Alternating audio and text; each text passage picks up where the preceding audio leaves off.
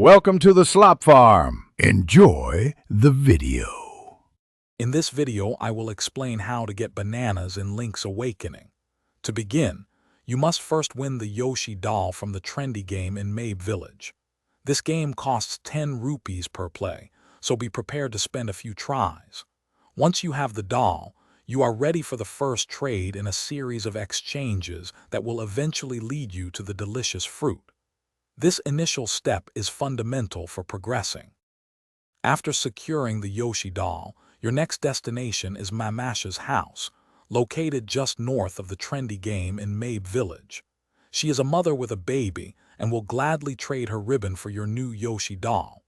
This exchange is the second item in the extensive trading sequence. Remember, each trade brings you closer to your goal of obtaining the bananas, which are vital for your adventure. With the ribbon now in your possession, it is time to venture to Yukuku Prairie. Here, you will find Sail's house, a small dwelling where a dog named Sail resides. He has a particular craving for ribbons and will happily exchange his can of dog food for your newly acquired ribbon. This is the third crucial step in the trading sequence, bringing you one step closer to the desired bananas. Keep moving forward.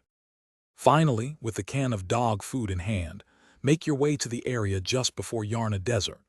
There, you will encounter a large walrus blocking your path. This walrus has a strong desire for dog food and will trade you a bunch of bananas in exchange for it.